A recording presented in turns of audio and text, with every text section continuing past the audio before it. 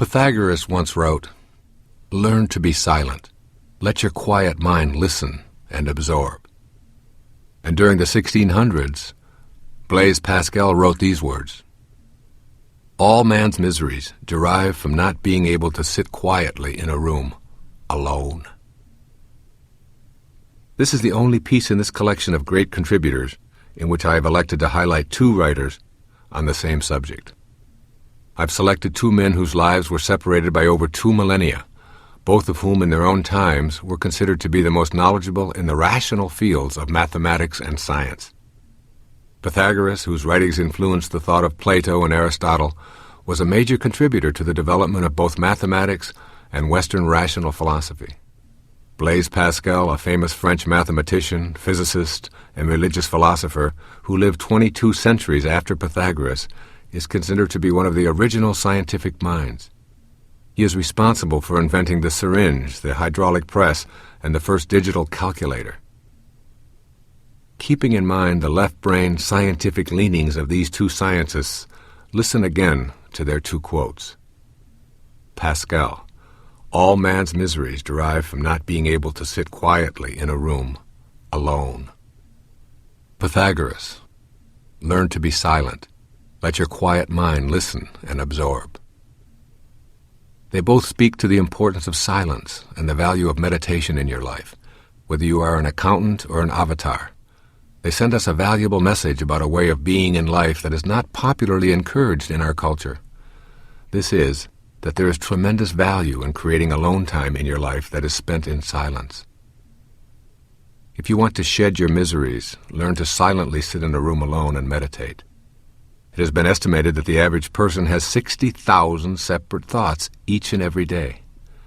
The problem with this is that we have the same 60,000 thoughts today that we had yesterday, and will repeat them again tomorrow. Learning to be quiet and meditate involves figuring out a way to enter the spaces between your thoughts, or the gap, as I call it.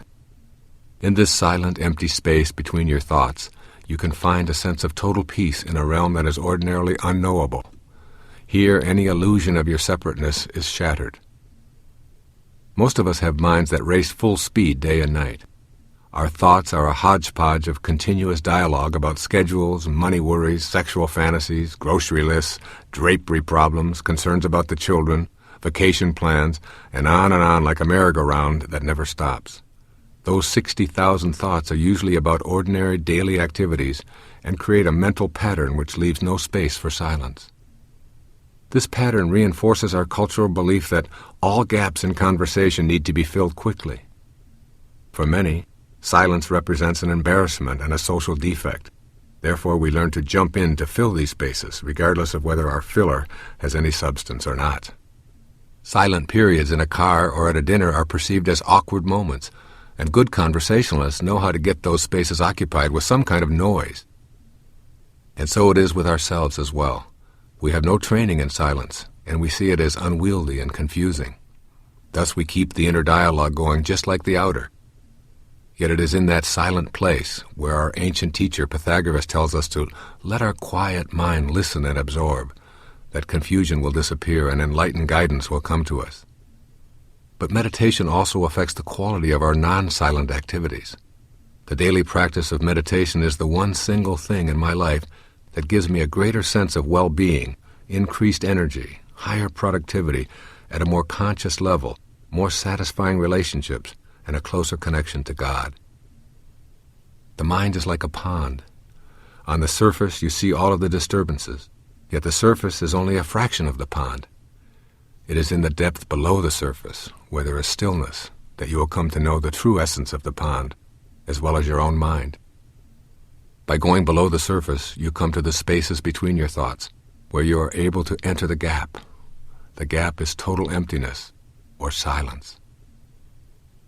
These two pioneering scientists, who are still quoted today in university courses, were studying the nature of the universe.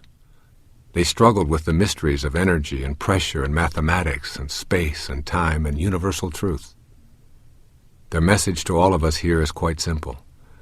If you want to understand the universe, or your own personal universe, then be quiet and face your fear of sitting in a room alone and going deep within the layers of your own mind. It is the space between the notes that makes the music. Without that emptiness, that silence in between, there is no music, only a noise. You too are silent, empty space at your center, surrounded by form. To break through that form and discover your very creative nature that is in the center, you must take the time to become silent each day and enter that rapturous space between your thoughts. No amount of my talking about the value of daily meditation will ever convince you. You will never know the value of this practice unless you make the commitment to do it. My purpose in speaking to you about this subject on the value of meditation is not to tell you how to meditate. There are many fine courses of study, manuals, and audio guides to give you instruction. My purpose here is to emphasize that meditation is not something that is exclusively for spiritual seekers who want to while away the hours and days of their lives in deep contemplation, oblivious to productivity and social responsibility. Meditation is a practice advocated by those who live by their faith in reason, by number crunchers and authors of theorems and Pascal's law. You may feel much as Blaise Pascal did when he wrote, "The eternal silence of those infinite spaces terrifies me." Here are some suggestions for overcoming your terror and learning to be silent and able to sit quietly in a room alone. 1. Practice noticing your in and out breaths as a way to cultivate turning inward to the silent self. You can do this in the midst of meetings or conversations, even parties. Just notice and follow your breathing for a few moments, many times during your day. 2. Give yourself time this day to simply sit in a room alone and observe your mind.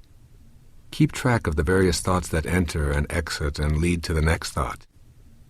Your awareness of the frenetic activity of your mind will help you to transcend the frenzied pace of thoughts.